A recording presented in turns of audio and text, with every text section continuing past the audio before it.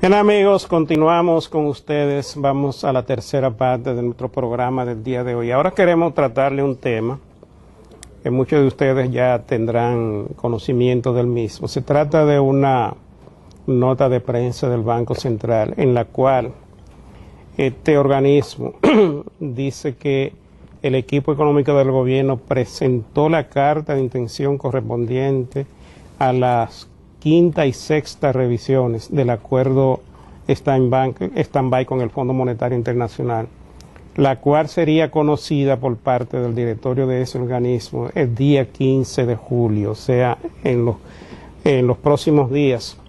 Esta carta estaría siendo conocida por el directorio del Fondo Monetario Internacional. Y esta es una buena noticia en medio de esta situación de huelgas y de todas estas cosas que estamos viviendo, porque ya esto despeja bastante el panorama de la economía dominicana. Con decir que esto ya les representa a la República Dominicana para el segundo semestre del año unos 1.620 millones de dólares que van a ser desembolsados de la siguiente manera. El Fondo Monetario Internacional entregará 350 millones de dólares de inmediato desde que la carta de intención sea aprobada. El bono de los 500 millones de dólares podrá ser mercadeado a inversionistas internacionales. Ya con el ambiente de la carta de intención aprobado sería más fácil salir a mercadearlo. El Banco Mundial también hará un desembolso de 70 millones y el Banco Interamericano de Desarrollo un desembolso de 200 millones. En la mayoría de los casos, de este dinero 904 millones van a ser para ayuda presupuestaria o para el gobierno y unos 216 o 17 millones serán para fortalecimiento de las reservas del Banco Central. Esto realmente es importante porque ya es un ambiente que se despeja, va a haber una situación de más disposición de recursos de parte del gobierno con todos estos ingresos que le van a ir al presupuesto.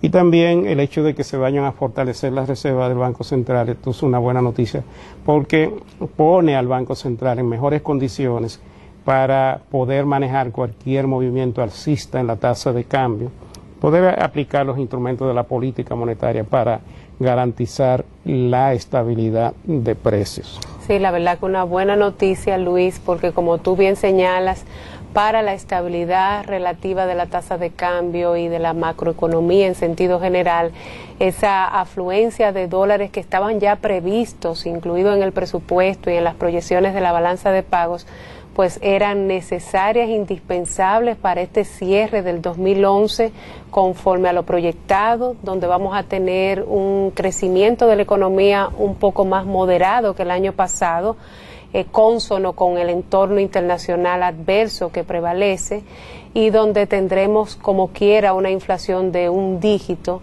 y las condiciones necesarias para que pueda seguir viniendo inversión extranjera a la República Dominicana.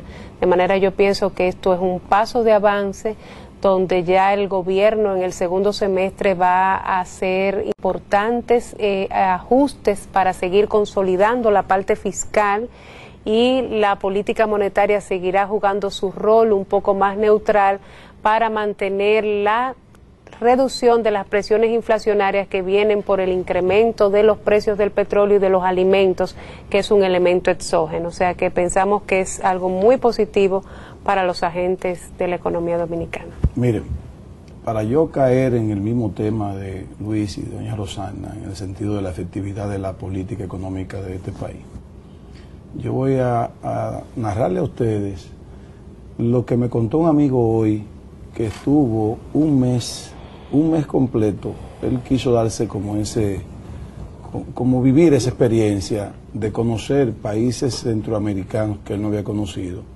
Él ha ido a Europa, ha ido a Estados Unidos, ha ido incluso a Asia. Sin embargo, no conocía ningún país de Centroamérica no conocía Panamá, nada más que de pasada, por el aeropuerto, y no conocía, conocía algo de México, pero no conocía ni Caracas, ni Ecuador, ni Colombia, ni Perú.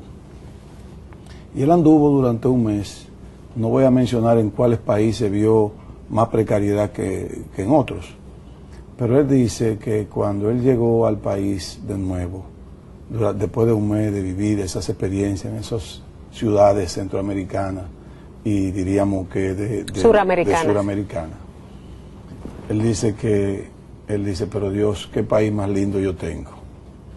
Y hubo un país que es muy rico, que él dice que es un desorden completo, un desorden en todos los sentidos, el tránsito, la infraestructura vial, la educación de la misma gente, o sea, un país que es bien rico, ¿no?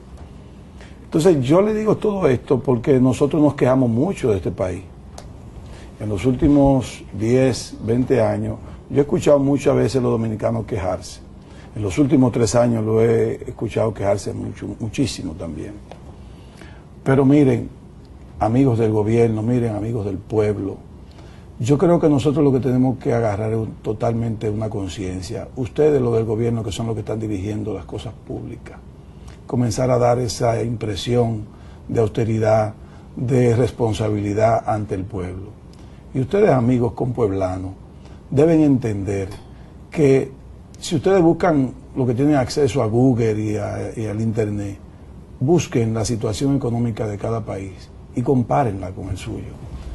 Yo sé que ustedes van a querer comparar su propia vida con la vida de otros, pero si en este país la política económica no hubiese sido tan efectiva, si no hubiésemos tenido una autoridad monetaria tan capaces, mire, este país fuera un caos. Hubiésemos estado viviendo el caos del 2003-2004 por una incapacidad de ese gobierno en términos económicos. Yo siento que los hemos dejado solos a esas autoridades monetarias, pero el dólar, aún con este déficit comercial que tenemos, aún con esta situación de crisis internacional, aún con este petróleo que va a facturar unos 4.000 millones de dólares, mantenerse a 38.10 es una bendición de Dios. Si el dólar tuviera al 45, al 50, nosotros estuviéramos casi presos domiciliarios porque no pudiéramos salir de la casa. El control de la tasa de cambio, el control de la macroeconomía que tiene este gobierno basado en esa política tan efectiva de las autoridades monetarias ha sido tan efectiva que yo creo que la mayoría del pueblo definitivamente no tiene cómo valorarla, porque precisamente ahí vuelve a fallar el equipo de comunicación del gobierno. Entonces, no nos lamentemos tanto, es lógico que le endilguemos al gobierno algunas fallas, pero no creamos nosotros que aquí está el infierno. No. El infierno podría estar en otro lado. Si vamos a comparar la situación económica de este país, la situación social que vive en otros países que tienen mucho más dinero que nosotros, que esa comparación que tuvo ese amigo mío de hacer, ustedes sabrán, porque yo sí la conozco, porque yo he tenido la suerte de conocer los países latinoamericanos, en muchos países centroamericanos, casi todos, y me di cuenta de eso hace ya 10 años atrás. Señores, mire, en México no se puede vivir en muchísimas ciudades. Sí. En Caracas, en Valencia, en Bogotá. En Cagua. En Bogotá está un poquito mejor. Cali ya se está desordenando de nuevo. Estados Unidos ya algunas ciudades se están también poniendo peligrosas. Salvador, Guatemala. Toda Centroamérica, incluyendo ya Costa Rica, es imposible casi vivir. Entonces ustedes van a entender lamentablemente que es así. Y miren, de verdad, se lo digo yo de corazón, yo no le estoy hablando para defender este gobierno. Nosotros estamos en este canal, que es un canal del Estado. Nosotros no recibimos del director anterior, de Nelson Guillén, ni del actual Héctor Tineo, nunca una llamada de atención por lo que nosotros digamos en contra o no del gobierno. Nosotros no somos contrarios al gobierno, pero tampoco vamos a defender lo indefendible. Nosotros creo que atacándolo a veces lo defendemos más que aquellos que lo alaban. Lo que pasa es que nosotros no podemos tampoco quedarnos callados ante las cosas que son para nosotros incorrectas. Y que tienen... Pero tampoco podemos quedarnos callados ante las cosas que son injustas hacia el gobierno. Esas son las situaciones que tenemos que entender. No.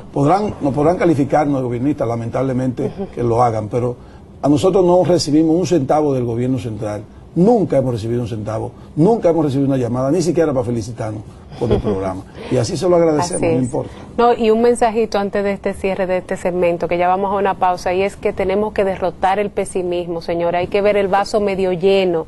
Todavía hay cosas por hacer, pero veamos lo que tenemos y valorémoslos. Vamos a una pausa y regresemos.